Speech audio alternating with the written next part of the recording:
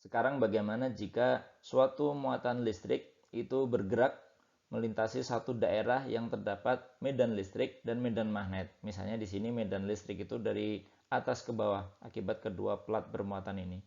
Kemudian medan magnet itu pada arah masuk bidang. Kemudian muatan Q ini itu bergerak pada arah kanan sehingga kita bisa gambarkan arah-arah medan dan kecepatan gerak tersebut pada diagram di bawah ini. Maka akibat medan listrik, maka muatan tersebut akan dibelokkan ke arah bawah karena dia akan merasakan gaya listrik. Kemudian akibat medan magnet yang masuk bidang, dia akan merasakan gaya magnet ke arah atas sehingga dia akan dibelokkan ke arah atas. Sehingga gaya Lorentz itu kita definisikan sebagai gaya yang bekerja pada suatu muatan Q akibat adanya medan listrik dan medan magnet. Sehingga gaya Lorentz itu adalah gaya listrik yang besarnya itu adalah Q dikalikan dengan E ditambah dengan gaya magnet yang besarnya itu adalah QV cross B. Sehingga jika gaya magnet dan gaya listrik itu seimbang, muatan ini akan bergerak lurus dan kita dapatkan bahwa VB sinus theta itu sama dengan E, di mana theta ini adalah sudut antara kecepatan dengan medan magnet. Nah, jika ketiga vektor ini saling tegak lurus, arah gerak muatan, kemudian arah medan listrik, dan arah medan magnet itu saling tegak lurus, kita akan dapatkan bahwa VB sinus 90 derajat itu sama dengan E, dan kita dapatkan hasil bahwa kecepatannya, yakni V, itu sama dengan E dibagi dengan B. Gaya Lorentz ini memiliki beberapa aplikasi, misalnya yang pertama pada efek Hall. Jadi sekarang kita punya suatu penghantar logam dengan suatu ketebalan T dan lebar L.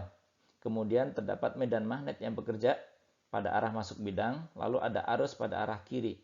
Sehingga elektron itu akan bergerak pada arah kebalikannya, ke arah kanan. Sehingga akibat medan magnet, elektron ini akan merasakan gaya magnet dan dia akan terdorong ke arah bawah sehingga terkumpul pada satu bagian plat, yakni bagian bawah ini.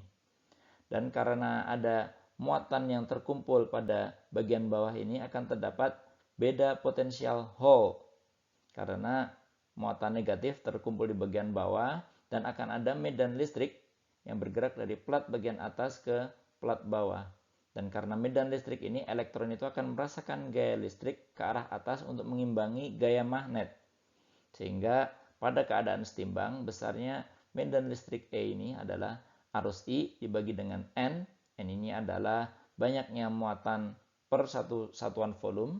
Dibagi dengan E. E itu adalah muatan elektron dibagi dengan luas plat. Yang besarnya itu adalah L dikalikan dengan T. Jadi ketebalannya dikalikan dengan lebarnya. Lalu dikalikan dengan besarnya medan magnet.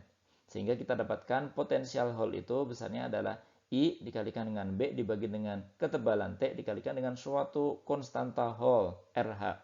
Di mana RH ini terkait dengan N, yakni rapat pembawa muatan. Sehingga prinsip efek Hall ini dapat kita gunakan untuk mengukur rapat pembawa muatan pada satu bahan. Aplikasi yang kedua adalah pada siklotron, yakni akselerator pemercepat partikel berenergi tinggi, yang terdiri dari dua buah elektroda semisilinder bentuknya D dari tembaga non-magnetik dalam suatu lingkungan medan magnet B. Kemudian di antara kedua elektroda ini terdapat gap dengan medan listrik E yang arahnya itu berosilasi, sehingga jika ada muatan, dia akan merasakan medan listrik bergerak ke arah kanan, kemudian oleh medan magnet dia dibelokkan. Lalu ketika bertemu dengan gap, dia akan dipercepat ke arah kiri. Lalu akan diputar lagi ke arah bawah, lalu dipercepat lagi ke sebelah kanan, dan seterusnya. Sehingga kecepatan itu lama-lama akan membesar. Jari-jarinya itu akan membesar, dan kita akan memiliki suatu lintasan spiral. Dan partikel itu akan keluar dari siklotron dengan energi kinetik yang tinggi.